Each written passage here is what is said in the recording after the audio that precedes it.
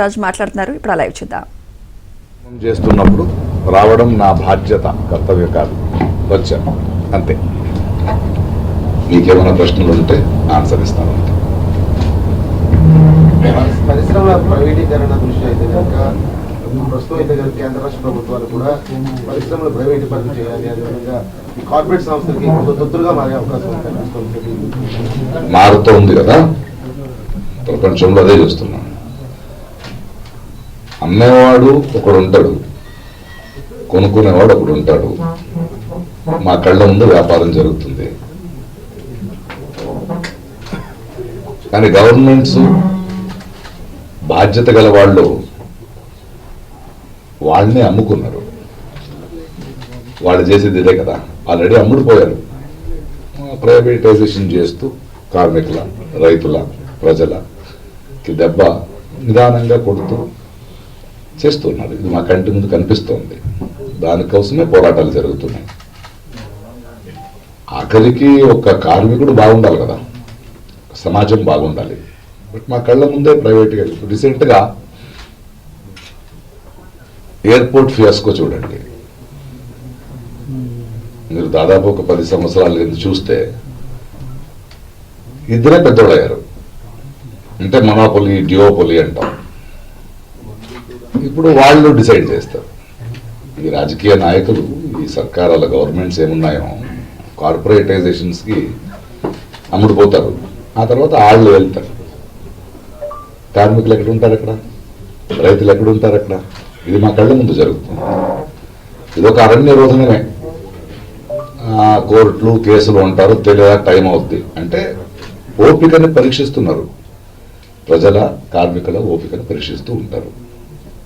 మనం మీడియా అయిన మీరు, మనలాంటి వాళ్ళు కంటిన్యూస్గా పోరాడడమే దీనికి ఒకే ఆన్సర్.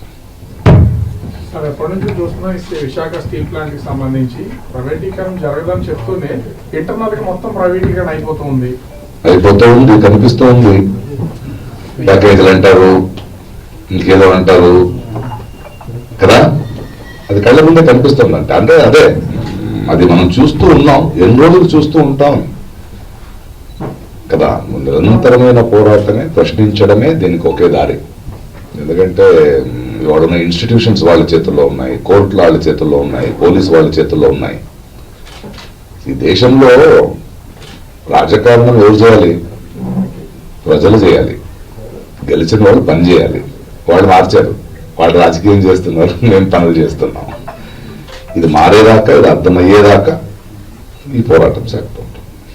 స్టేట్ అయినా సెంట్రల్ అయినా ప్రశ్నిస్తున్న వాళ్ళని వెంటనే అరెస్ట్ చేస్తున్నారు, కేసులు పెడుతున్నారు, భయపెడుతున్నారు. దీని మీద ఏంటి సార్?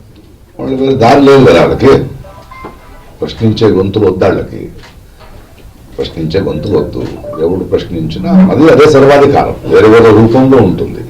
స్టేట్ అయినా సెంటర్ అయినా, అప్పుడు సెంటర్ స్టేట్ వేరు వేరేగా ఉండేది. ఇప్పుడు స్టేట్లు కూడా కుమ్మకైపోతాయి. అందుకే అమ్ముడు పోయిన వాడి గురించి మాట్లాడాను నేను. As simple as that.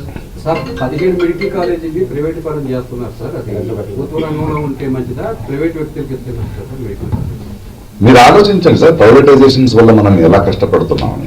కొందరికే డబ్బులు వెళ్ళిపోవడం, కొందరే ఏలడం, కొందరే డిసైడ్ చేయడం ఒక సామాన్య ప్రజలకు ఎలా హెల్ప్ అవుతుంది? సర్వీస్ సెక్టర్స్ జనాలకు ఉపయోగపడాలి కదా.